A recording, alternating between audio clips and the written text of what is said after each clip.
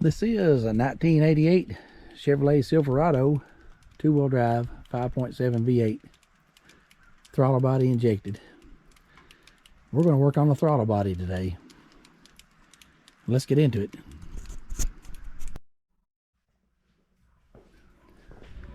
And I made a whole series of videos on this truck, and I'm using a new, to me, GoPro 10 camera. That's it. I bought it new from GoPro, and I done videos on the brakes, several different videos working on the brakes.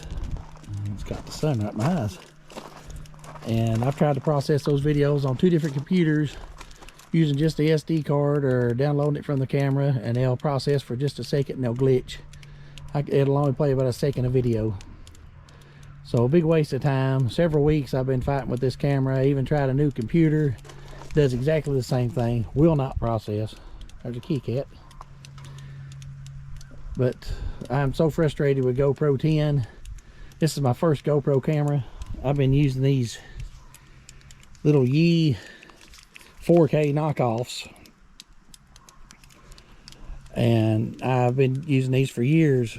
I've got two of them. One of them, the audio went out on it, which I think's this one. No, this is the one I dropped. The other one, the audio's out on. I can use it for like time-lapse and stuff. But this GoPro 10, I ordered a GoPro 8, and for some reason I got this. Of course the battery's dead as usual. It's an Optima. They're supposed to have a long shelf life and stay charged, but this particular Optima has been just junk. I can charge it, leave it sitting on the counter, and it'll run down. It doesn't even have to be hooked to anything. Of course, I've done a whole video series on replacing the master cylinder and the brakes and the calipers and all that, but I lost it all. Thanks GoPro for nothing. I'm going to take this battery out, put it on the charge, and put another battery in. Okay, we've got the battery switched out.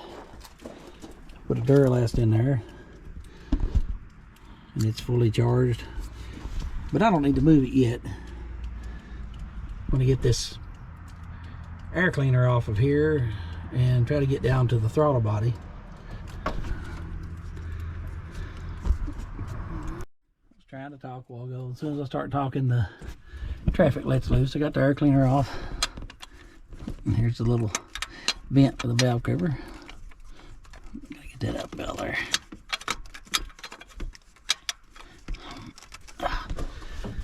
Well, I'm working here. I've got apparently a waterfall. Of course, my downspout must be stopped up.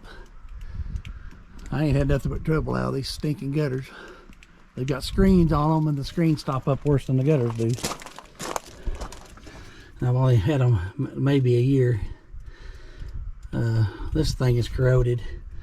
I'm having issues when you start this up.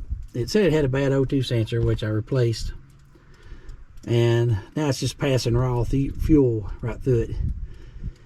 And on this older OBD1 style engine, it could be one of two things. It could be the fuel pressure regulator stuck, forcing it to put raw fuel down the intake, or on these things, they're fairly simple systems. They use the temperature sensor to either richen or lean out the fuel mixture. When it's cold, it sends a real rich mixture in. When it tells the engine, when the engine tells the computer that it's cold through the temperature sensor. But I need to rebuild the throttle body anyway. It's not been done, and it's kind of nasty. I do have a throttle body kit, so I'm going to go ahead and rebuild it, and then we'll cross the temperature sensor dilemma when we get to it. The temperature sensor is very important on this engine, because it's what actually regulates the fuel, so it makes it rich on startup. So we'll do this throttle body first. We'll clean it up. It needs to be done anyway. Make sure that it's not stuck, the fuel pressure regulator is not stuck, and then we'll get into the temperature sensor after that. I mean, ultimately we're going to rebuild this engine very shortly, but I like to get the running parts of it and drive it a little bit. Even though it's consuming large amounts of oil, I like to drive it some just to see that the rebuild might be something we do this coming winter when we got a little more time in the shop. Summertime, we don't have that much time because we're always out working. But let's get this apart. I'll go ahead and get started on it and come back.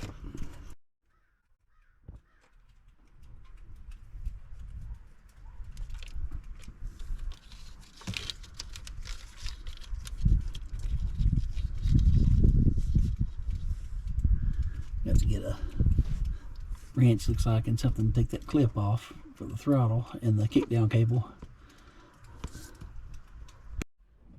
Back here we've got a braided fuel line and a, looks like a return line that we've got to get loose.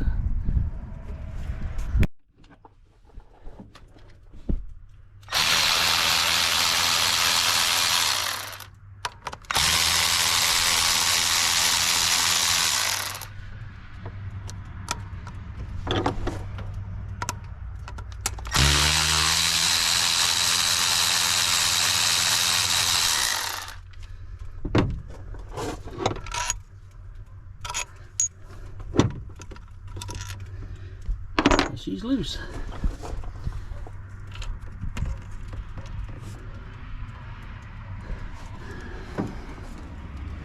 We'll get in here on the bench.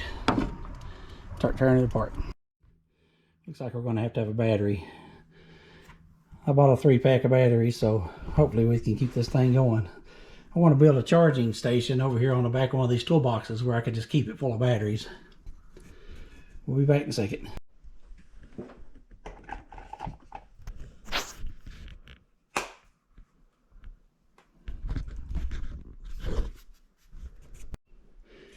When you make a battery run, you've got to make a snack run. So I tried to spray this off with, I didn't have no brake bar cleaner. I had some carb throttle body cleaner. Didn't do much. But I do got some Chem Dip, Berryman's Chem Dip. This is an old can, but it still looks good inside. So I'm going to get this apart. The two tools I'm using here, one's a T20 Torx and the other one I think is a T25 Torx. I'm going to get the top of this off and start taking it apart here. This is the fuel pressure regulator in the back. It's going to take both hands. You'll have to give me a second.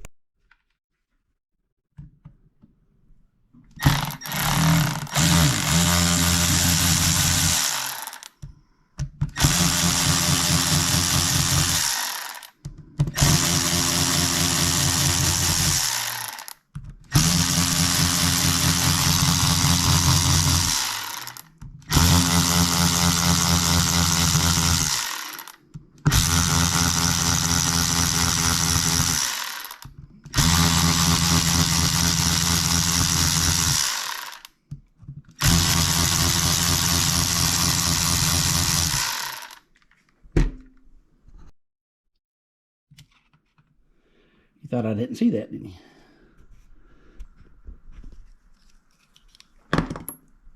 These are different sizes. So the longer ones goes up here. You can just about tell when you drop them in.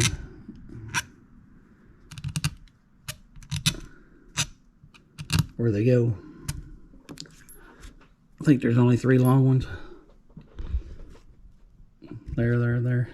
Looks like somebody's been in here before. There's some silicone carney. So I'm going to slowly take the top of this off, and that'll release these 2 injectors and this spring back here. May have another screw in it. Don't see nothing.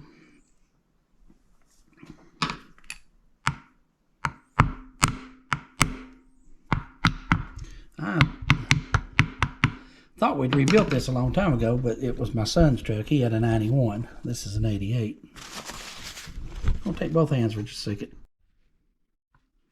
These little rubber insulators. Definitely don't want to get them in the carburetor dip. You want to try to get all the rubber and plastic parts off of it you can. And there's a little regulator and spring. It has to come off from under the bottom. We'll have to take it apart if we're going to dip in this stuff. Here's your injectors, which they also won't come out. they're in there with O-rings. Let me get these loose. You can see the O-rings were in there pretty good. That one's all dissolved, watered out. Ooh, it's soft and squishy. I mean, it's sticking to my fingers. It's so dissolved. This one's not as bad. It's still pretty. Feels like chewing gum. And there's the injector and the O-ring. We gotta get these apart, get them cleaned up.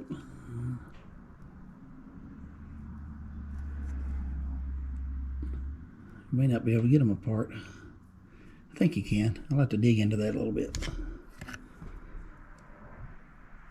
But I know they're spraying gallons of gasoline down the... Okay. That one left its O-ring down in there, looks like. Or the other one did. This one left its O-ring down in here.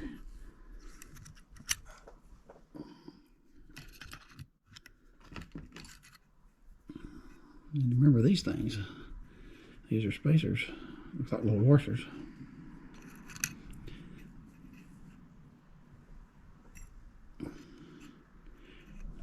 I believe they were above the O-ring, but it's hard to tell.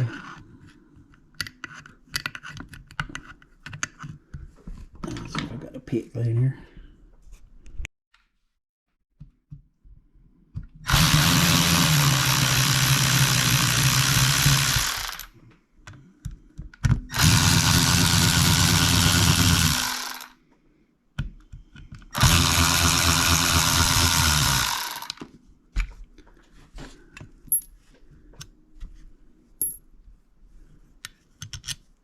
Okay, I've got the bigger screws out. Now I gotta get this top portion off. And that's my chair squeaking behind me. It sounds like I'm messing myself, but I'm not. My belt's rubbing against this leather seat.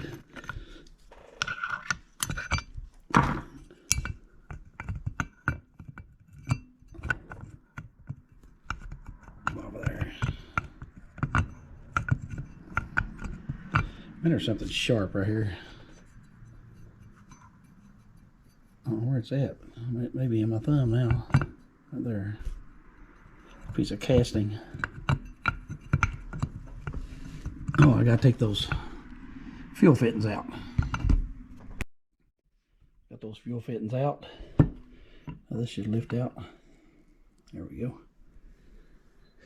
Got some crud inside of it.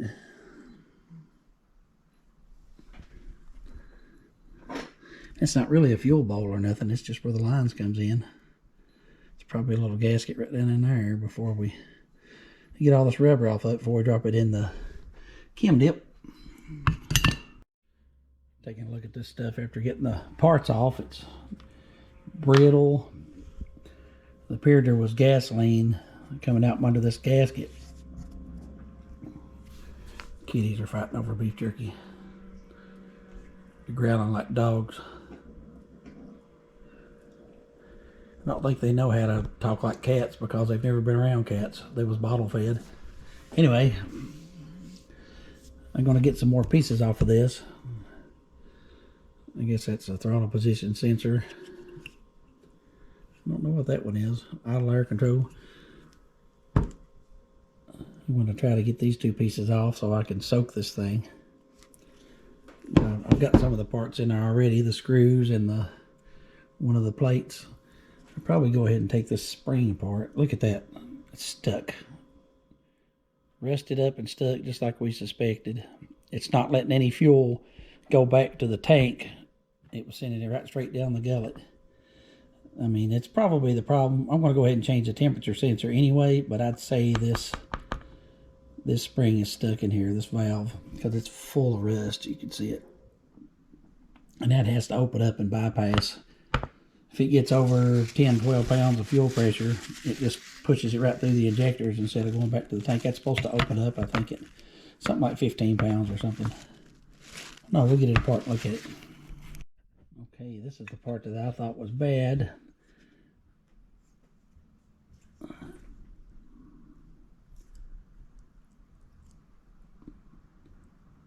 That's just adjustments, all that is, right? Well, maybe I'm wrong. That might set your fuel pressure, I believe it does, but I can't even see a screw in there. What I thought was silicone a while ago was just this gasket sticking out.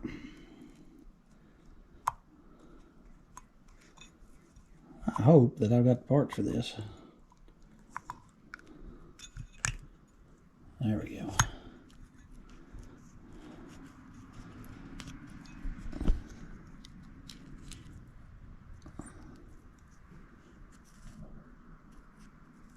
It's not busted or anything.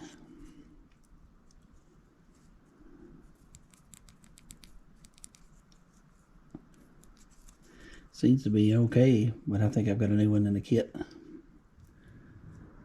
Probably need to keep this little magnet thing off here. A little bit of dirt in there, but all in all, not too bad. Got a gasket on. I think I got to get a gasket off there. Maybe I don't.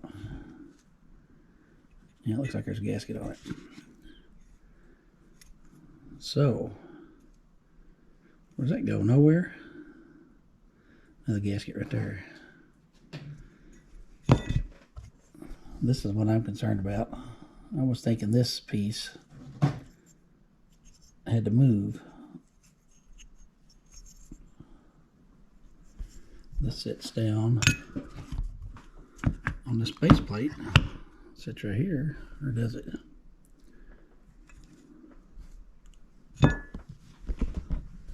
Oh, I'll figure this out when I get ready to put it back together. Here I'm trying to get this out, and this is like some kind of weird pot metal, and then this down here is aluminium, and they don't like each other. It's hard to get it out. I'm using Swedish nut lathe, as Morchke calls it. If you haven't watched Morchke repair, you're really missing out, because that's a good show to watch. He does some interesting stuff with old cars. Doesn't matter what kind of car it is. He gets them running, drives them around, and does a few donuts. He's got something new every week, usually on Mondays, so give him a watch. And he calls this the Swedish nut lathe, which I understand. It can round off anything. Hope this ain't got a spring in it and it's going to come flying out of there. Feels like it does. It's got a bit of a spring on it. And a washer. Need to clean this up. Got it sort of cleaned up. I got all the parts off of it. I'm on a rubber plug right there. And I can't get it down in the bucket. I think I might drop one end at a time in, or else just spray it off with carb cleaner. It doesn't look like the interiors are too bad. It says, it's pretty cool, it says TBI on it. I think the cats are destroying stuff. But it's a Rochester. It's even got the little barcode on it once I got some of the schmag off of it. Going through the kit, it looks like it's got everything that we need. All of our gaskets. It's even got a breakdown on the... I think got very good instructions, but it has a breakdown on all the torque specs. So we can go from that. We've got these little things here. They're made out of some kind of sponge. One's thicker than the other one, and I haven't taken anything like that off. Not sure where they go. I'll have to figure it out. I'm gonna let this soak a little bit. We'll come back to it. Just got the stuff out of the chemical dip, the Berryman's. This is an old can, but it still seems to be. Here we go again. Did I mention how much I hate GoPro? I've got 4 batteries and I still can't keep this thing going. So this Berryman's cleaned this up. I tried to put part of this down in there, but I'm just going to clean it up with carb cleaner. It's kind of sticky feeling. And this cleaned up nice.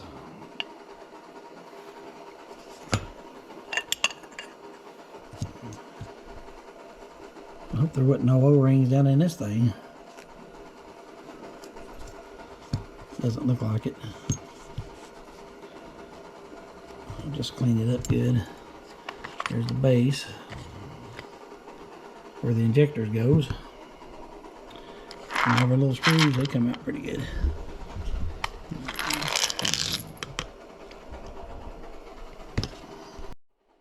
new gasket here, or I guess diaphragm. It's got a little swivel on it. It goes over top of this little hole here. You would think there would be some kind of gasket in there, but I don't recall a gasket being there when I took it out.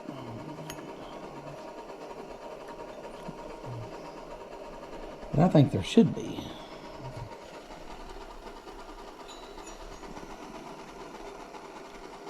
Let me dig into this. I've been fiddling with this tiny little side filter screen probably for 15 minutes. The kit comes with them for the injectors. This teeny little screen here. Man, that was a pain. I still got one more to do. I had to get the teeny tweezers out. The second one, it just went right in. That bugs the snot out of me. Well, I've never got the first one in. I've got the screen on this injector already. I'm going to put the screen on this other one. These screens are shaped. They're bigger at one end than they are the other.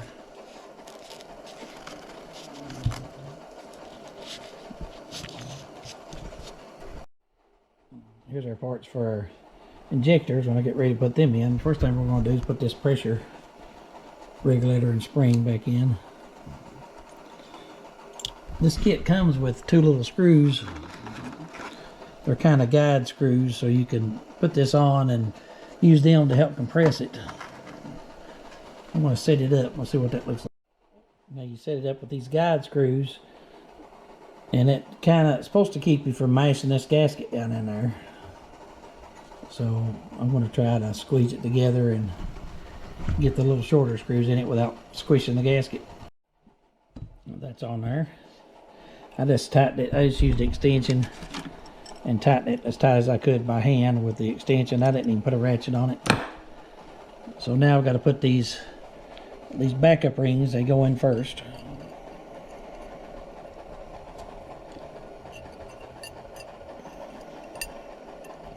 Act like they're warped. Let's come out of the box.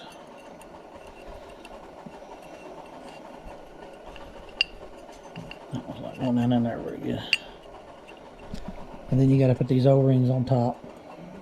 First we need to put something on these O-rings. It says use automatic transmission fluid. Now I didn't just pull the ATF thing out of thin air. It says right in the instructions to put ATF on the O-rings before you slide them in. Also on these injectors, we got the screen on and the lower O-ring. We got the backup metal ring and the rubber O-ring in there. And also, if you look at these injectors, they've got a pin on. And if you look straight down in there, there's a slot in the back. So this injector goes towards the back side. This injector has got a pin and it goes towards the front side. Let me see if I can push these down in here. I had a really hard time getting those injectors back down in there, but they finally pushed down in. It's hard to get past those new O-rings. I put the top on it and slowly run the top down, and I don't recommend that. You can break this stuff real easy, but I got it back on there. So now we got to see about putting it back on here. Find the appropriate gasket for it. Should only be one. Should be this guy right here.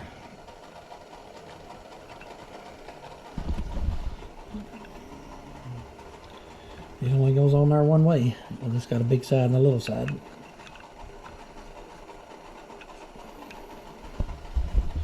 Then you put this back on here. And it cleaned up pretty decent. When you get this on, you got your 3 bolts left.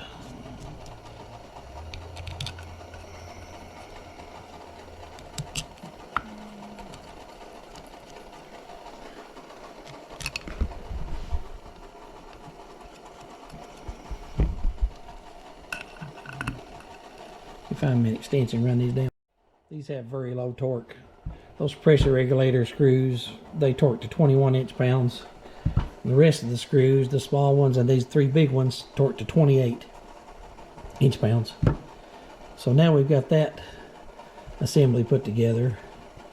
Now we've got to, I guess, put the IAC, idle air control. I ordered a new one of these. This one was all knackered up. I cleaned it up a little bit, but seems like it's worn just a little. And it has its own gasket.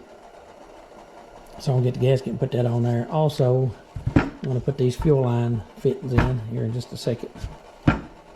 Find a gasket for this.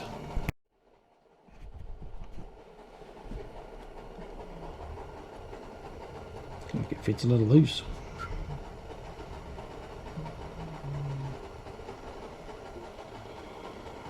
Kind of weird down there. It looks like it's dirty.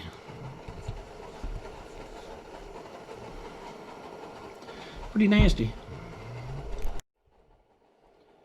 And I'm showing low battery again, and it's only been maybe 15 minutes.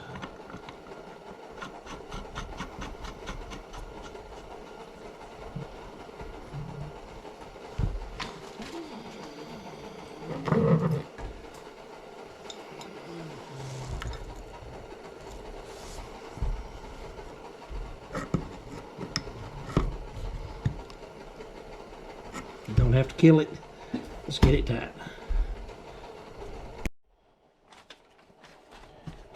Each of these fuel line fittings has its own little clear plastic gasket.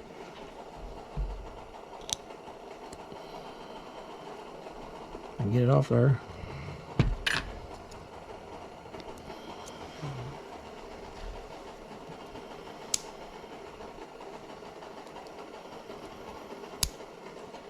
That's not working.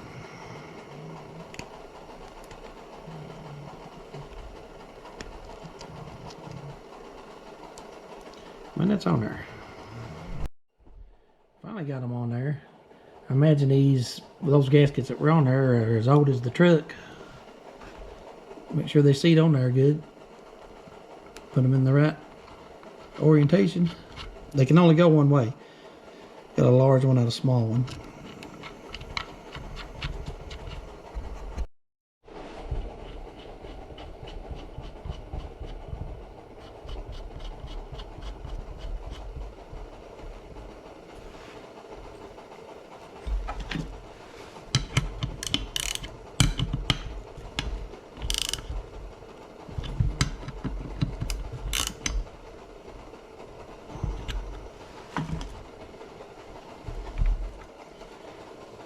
And there it should be. I think we've got everything replaced on it.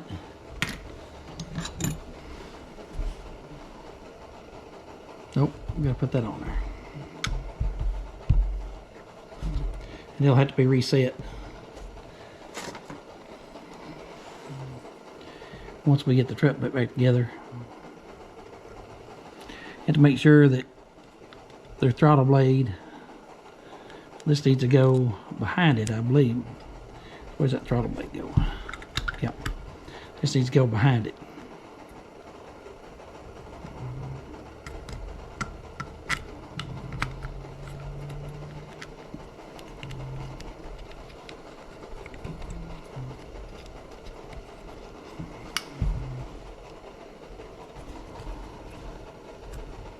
Not going down in there for some reason. There we go.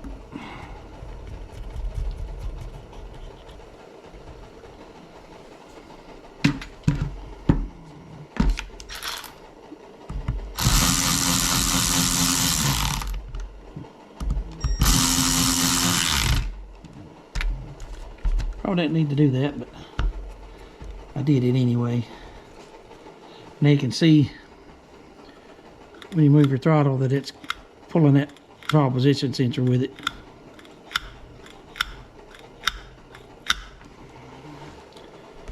We got some little rubber grommets we got to put on. These goes back up here. And this little thing goes over here, points that way.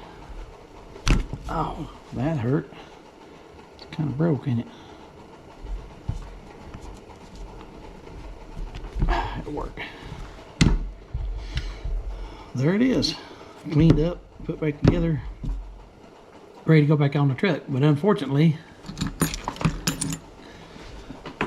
we're out of time. It's dark outside, and we're not going to be able to do it tonight. But we have got this thing put back together. Oh, I hate that little sharp piece again. Man, it's sharp as a razor. And it should work. Like I said, this is coming, this idle air control, and I also got a temperature sensor. It's coming. Got it ordered. So we can put this back on. Hopefully they'll be here by the time we get ready to put this back on. We'll put everything on there together. We'll go ahead and change this idle air control before we put this thing back on there. Or I might put it on, start it up, and see what it does before I put the new parts on it. Either way, that's the end of this video. I just wanted to go through just the highlights. This is not a rebuild video or a training video or anything like that. It's just showing what you can do with a few basic things. We didn't have to have no specialty tools or anything like that. Unless you consider this electronics tweezers specialty, I don't know. But we got it put together. We used some Chem dip. You don't have to use that. You can just use carb spray cleaner or brake parts cleaner, whatever you want to use.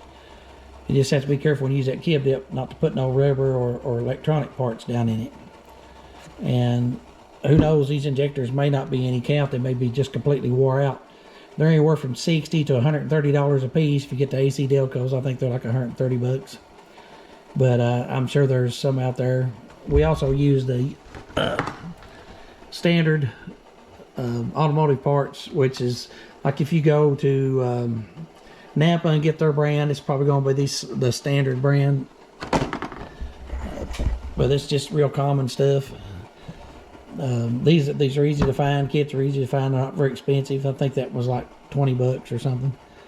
But I do appreciate you guys hanging out. Thanks for watching, everybody, and stay clean.